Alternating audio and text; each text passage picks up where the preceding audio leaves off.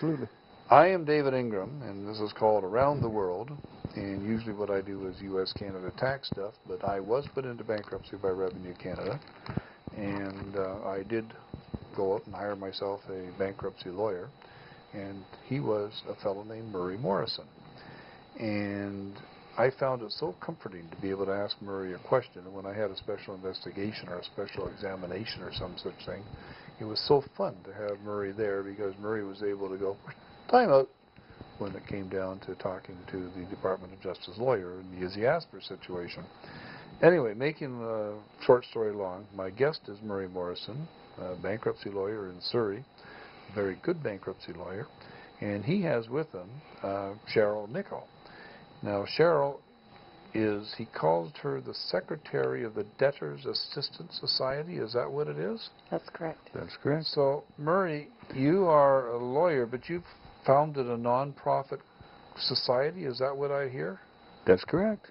And what is the non-profit society? Debtors Asitance? Debtors Asitance Society. Society. Yeah. And what does it do? It assists debtors? Yeah, exactly. It assists debtors. My feeling is that, I mean, I've been doing the bankruptcy law thing for 30 years, and there's, to my mind, there's always been a gap of knowledge between the debtor and what I like to call the creditor world. Mm-hmm. And the Debtors Asitance Society, I started it, but it was a bunch of people of like mind, like Cheryl and excuse me, some of the other members of our board, to really educate debtors.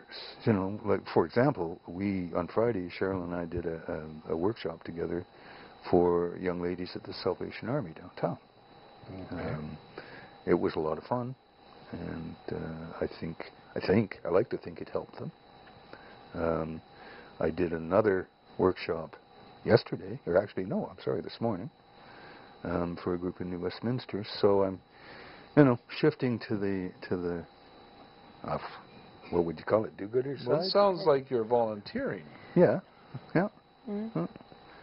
The Debtors Asitance Society shares my office, and it's in the position of the usual non-profit, that it's the saw between funding and getting things done. So, if somebody's got a serious debt problem, but they're not bankrupt yet, type of thing, would this do an orderly payment of debts, for instance, or no?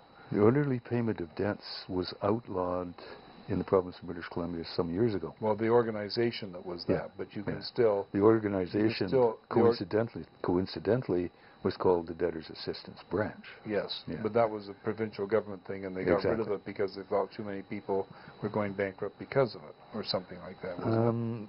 I never had it properly explained to me why it went away. I think, frankly, it was a cost-saving device, because I think it did good work. Well, I know it did good Yeah. work, because a person could actually go there, and if it was, they could actually go bankrupt for $50, as I remember right. Well, it was set up as well, though, that what would happen is they would go in there, the branch would consolidate all their debts, statutorily create a monthly payment they could live with, like $50. Mm-hmm. They would consent to judgment in favor of the branch for whatever the debt was, and then it was like a bankruptcy, but not, in that they weren't bankrupt, and they were permitted to pay this $50 for however long it took without harassment. I think it was a great thing. I sorely missed it for needy people. Okay. Well, would you do a proposal through the Debtors Asitance Society? Do you have any method where somebody gives you the money and you dole out the checks or anything? No, we don't. You're not doing that. So you're giving advice. Yeah, there's agencies that do that. There's two types of agencies, the non-profit agencies and the independent agencies. We simply refer. I don't want to get into that if we can avoid it. There's people that are quite expert in it. I would like to... We are a referral agency as well as an educational agency. So if I decide with my what's the word you used, volunteer hat on, that bankruptcy would suit you, I'll refer you to a trustee. If I decide that credit counseling and an informal proposal, is what they call it, would suit you, I'll refer you to a credit counselor.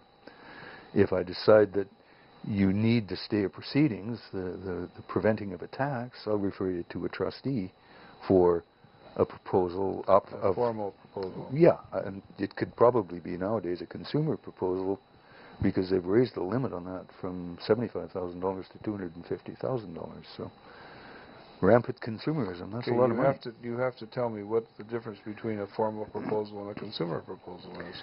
An informal proposal. An informal proposal is where a credit counselor, or sometimes I as a lawyer, write and say, look, this person can pay X dollars on these debts for Y months. Please reduce the interest. But there's no stay of proceedings. There's no law that blocks the creditors. If the creditors take it, it's because they're happy with it. Okay. In a formal proposal situation, there's a stay of proceedings, and if the proposal passes at the vote and the court approves it, then they get to live with it. Then that's the rule. But if they don't pass, the person is bankrupt. No. There's two different types of proposals. Oh, let's talk about that then, too. Okay. The kind you're talking about is what they call a Division 1 proposal, and it's much more formalized, and the debts are much higher, and it's quite rigid. It's the, what you might call a shotgun approach, or no, what is it, Russian roulette approach. Yes. To proposals, is that if it's voted down, you're not bankrupt. Everybody thinks that, and the Act says that. But you're not really. You're in limbo until one of the creditors says, I want to make you bankrupt. And then you're bankrupt. Whereas it's a little, well, the whole system is weird. I mean, let's be honest. A consumer proposal, if it fails, you're back where you started from with a heavy load of debt and some other options. Which could be going bankrupt. Which could be going bankrupt, yeah. But it's the advantage of it is that it's left up to you. You can then go out to a credit counselor and say... you could make a consumer proposal. It gets turned down. You can go back, recruit, take a look at what's going on, and make a different consumer proposal, could you? Yeah, and you can go from a trustee in a consumer proposal to a credit counseling agency and say, I want to try you guys' method. I know I don't get the stay of proceedings with that, but, you know, could you please help me out and see what you can do? And if they do and the creditors take it, you're good to go, because then it becomes a contract. And that's almost as good as a stay of proceedings. Okay. If you're out there and you happen to be watching, the benefit this program is watched far more in its archives than it is in its live part of it. And I find it hard for people to, why. If you happen to be watching live, you can give us a call at area code 866-980-0499. If you are watching this in archives and you want to get hold of Murray during the day sometime, his phone number is area code 604-930-9013.